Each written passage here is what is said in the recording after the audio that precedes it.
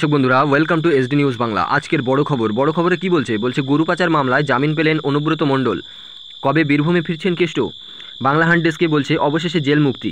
গরু পাচার মামলায় জামিন পেলেন বীরভূম জেলার তৃণমূল সভাপতি অনুব্রত মণ্ডল।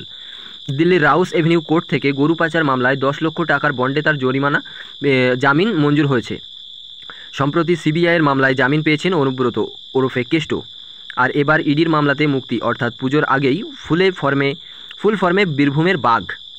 2022 সালে আগস্ট মাসে বীরভূমের তৃণমূল সভাপতি অনুব্রত মণ্ডলকে গরু পাচার মামলায় গ্রেপ্তার করেছিল সিবিআই। প্রথমে আসানসোল সিবিআই আদালতে এই মামলা চলে, সেখানেই সংশোধনাগারে বন্দী ছিলেন তৃণমূল নেতা। এরপর তিহার জেলে দিল্লিতে নিয়ে আসা হয় অনুব্রতকে, সেখানে তাকে গ্রেপ্তার করে ইডিও। এতদিন তিহারেই তিনি তৃণমূলের কেষ্ট। এতদিন তিহারেই ছিলেন তৃণমূলের কেষ্ট, মানে এতদিন তিনি তিহার জেলেই ছিলেন। তবে এবার ফিরবেন বাংলায়। হ্যাঁ, এবার জামিন পেয়েছেন, সেহেতু বাংলায় তো ফিরতেই হবে তাকে।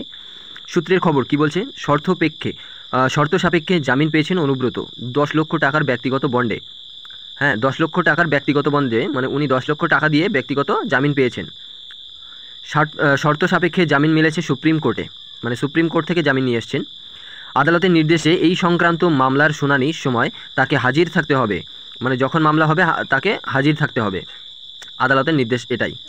তিনি কখনো বিদেশ গেলে তার নিম্ন আদালতের অনুমতি প্রয়োজন, মানে যে ছোট আদালত আছে, তিনি যদি কোনোদিন বিদেশ যায় তো সেই ছোট আদালত থেকে তাকে মানে অনুমতি নিয়ে তারপরে যেতে হবে। তাছাড়া তিনি দেশের বাইরে যেতে পারবেন না। পাশাপাশি যে মোবাইল নাম্বার ব্যবহার করেন তা তদন্তকারী অফিসারদের দিতে হবে, মানে উনি যে মোবাইল ব্যবহার করেন তদন্তকারী অফিসারদের সেই মোবাইল নাম্বার দিয়ে রাখতে হবে। কখনও তিনি ফোন বন্ধ করতে পারবেন না, মানে তার ফোন কখনো বন্ধ রাখা যাবে না, মানে তিনি কোনো ফোন, মানে যে ফোনটা ব্যবহার করেন বন্ধ রাখতে পারবেন না, এই হচ্ছে ব্যাপার। এই মামলার কোনো সাক্ষীর সঙ্গে যোগাযোগ করতে পারবেন না, মানে এই মামলায় আছে যে কোনো সাক্ষীর সঙ্গে যোগাযোগ করতে পারবেন না তিনি। বলছে আদালতের সূত্রে জানা যাচ্ছে সমস্ত আইনি প্রক্রিয়া মিটিয়ে সোমবার নাগাদ অনুব্রত জেল থেকে বেরিয়ে আসতে পারেন। সোমবার জেল থেকে বেরোবেন উনি, এটা হচ্ছে আদালতের সূত্রে জানা যাচ্ছে। সমস্ত আইন প্রক্রিয়া মিটিয়ে সোমবার নাগাদ অনুব্রত জেল থেকে বেরিয়ে আসতে পারেন।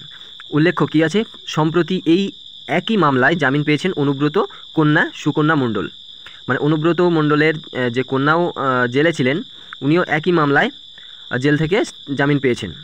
নাম হচ্ছে সুকন্যা মণ্ডল, অনুব্রতর মেয়ের নাম আর কি। 2022 সালে আগস্ট মাসে অনুব্রত গ্রেপ্তার হওয়ার পর থেকেই তদন্তকারীদের নজর ছিলেন সুকন্যা। এখানে বলছে কি, 2022 সালে আগস্ট মাসে অনুব্রত গ্রেপ্তার হওয়ার পর থেকেই তদন্তকারীদের নজরে ছিলেন সুকন্যা। মানে 2022 সালে আগস্ট মাসে যখন অনুব্রত গ্রেপ্তার হয়, তারপরে তদন্তকারীদের নজরে সুকন্যা ছিলেন। এরপর কেষ্ট গ্রেপ্তারির 8.5 মাস পর সুকন্যাকে গ্রেপ্তার করেছিল ইডি। আপাতত তিনি জেল মুক্তি, আর এবার মেয়ের পর বাড়ি ফিরছেন বাবা অনুব্রত। আপাতত তিনি জেল মুক্তি, আর এবার মেয়ের পর বাড়ি ফিরছেন বাবা অনুব্রত। সুকন্যার জামিনের পর থেকেই অনুব্রতের মুক্তির জল্পনা আরও জোরালো হচ্ছিল। কেষ্টদার ফিরে আসার অপেক্ষায় দিন গুনছিলেন বীরভূমবাসী, মানে কেষ্টদার ফিরে আসার অপেক্ষায় দিন গুনছিলেন বীরভূমবাসীরা। কী বলছে অবশেষে তাই হলো। অনুব্রতের জামিনের খবরে স্বভাবতই উল্লাসিত বোলপুরের তৃণমূল শিবির, মানে বোলপুরের যে তৃণমূল শিবির আছে স্বভাবতই উল্লাসিত অনুব্রত জামিনের খবর শুনে। জেলা তৃণমূলের অনুমান, জেলায় ফিরেই বাঘের মতো ফের জেলা সভাপতি হিসাবে দলে কাজ করবেন কেষ্ট। বলছে কি, জেলা তৃণমূলের অনুমান, মানে জেলায় তৃণমূলের অনুমান, বীরভূমের জেলায় তৃণমূলের অনুমান আছে কি, জেলায় ফিরেই বাঘের মতো ফের জেলা সভাপতি হিসাবে কাজ করবেন কেষ্ট। কেননা ওই পদে কাউকে বসাননি তৃণমূল সুপ্রিমো মমতা বন্দ্যোপাধ্যায়, মানে মমতা বন্দ্যোপাধ্যায় এখনও পর্যন্ত বীরভূমের কেষ্টর সিটে এখনও কাউকে বসাননি। তো এটাই আজকে বলতে যাচ্ছে, বা আজকের খবর। তো খবরটা আজকের এই যে আমাদের বীরভূমের তৃণমূলের বাঘ বা তৃণমূলের সভাপতি অনুব্রত মণ্ডল, উনি গরু পাচার কেসে যখন তিহার জেলে ছিলেন, তো এখন উনি 10 লক্ষ টাকার বন্ডে জামিন মঞ্জুর হয়েছে ওনার। সোমবারে উনি জেল থেকে বেরিয়ে আসবেন।